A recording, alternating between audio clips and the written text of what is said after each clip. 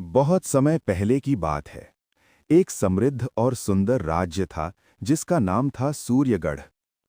उस राज्य के राजा विक्रम अपने न्याय, दया और बुद्धिमानी के लिए दूर दूर तक प्रसिद्ध थे। प्रजा उन्हें भगवान के समान मानती थी, क्योंकि वे हर समस्या का हल बहुत समझदारी से निकालते थे। राजा विक्रम के महल में एक खास चीज थी, एक रहस्यमयी दर्पण। ये दर्पण साधारण नहीं था। कहा जाता था कि ये दर्पण किसी भी व्यक्ति का असली चेहरा दिखा सकता था, चाहे वो बाहर से कितना ही सज्जन क्यों न लगे। लेकिन इस दर्पण का उपयोग बहुत कम किया जाता था, क्योंकि ये केवल सच्चाई ही दिखाता था और हर कोई सच्चाई सह नहीं पाता।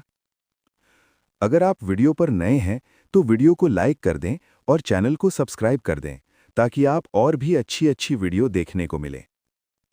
एक दिन राज्य में एक बड़ा व्यापारी आया। उसका नाम था सेठ माधव। वो बहुत धनवान था और अपने साथ ढेर सारे उपहार लेकर आया था। उसने राजा से मिलने की इच्छा जताई। जब उसे दरबार में बुलाया गया तो उसने राजा को सोने चांदी के कीमती तोहफे भेंट किए और बोला, महाराज, मैं आपके राज्य में व्यापार करना चाहता हूं, कृपया मुझे अनुमति दें। राजा विक्रम ने मुस्कुराते हुए कहा, व्यापार करना कोई बुरी बात नहीं है, लेकिन हमारे राज्य में ईमानदारी सबसे जरूरी है। अगर तुम ईमानदारी से व्यापार करोगे तो तुम्हें पूरी अनुमति है। सेठ माधव ने तुरंत हामी भर दी, लेकिन उसके मन में कुछ और ही चल रहा था। वो चालाक और लालची था। उसने सोचा कि इस राज्य के लोगों को धोखा देकर वो और अधिक धन कमा सकता है। कुछ ही दिनों में उसने अपना व्यापार शुरू कर दिया।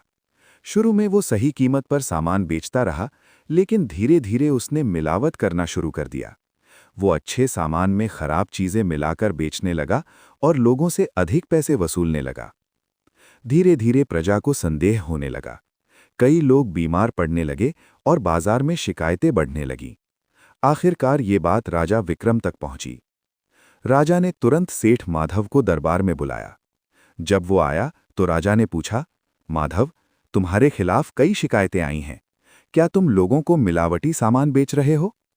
माधव ने घबराते हुए कहा, नहीं महाराज, ये सब झूठ है। मैं तो पूरी ईमानदारी से व्यापार कर रहा हूं। राजा विक्रम ने कुछ पल सोचा और फिर बोले, ठीक है, अगर तुम सच कह रहे हो तो हमें कोई आपत्ति नहीं, लेकिन हम एक परीक्षा लेना चाहते हैं। राजा ने अपने सैनिकों को आदेश दिया कि वो रहस्यमयी दर्पण लेकर आएं। जैसे ही दर्पण दरबार में लाया गया, सभी लोग चौंक गए। राजा ने कहा, ये दर्पण सच्चाई दिखाता है। जो भी इसके सामने खड़ा होगा उसका असली रूप दिखाई देगा। माधव, अगर तुम निर्दोष हो तो तुम्हें डरने की कोई जरूरत नहीं।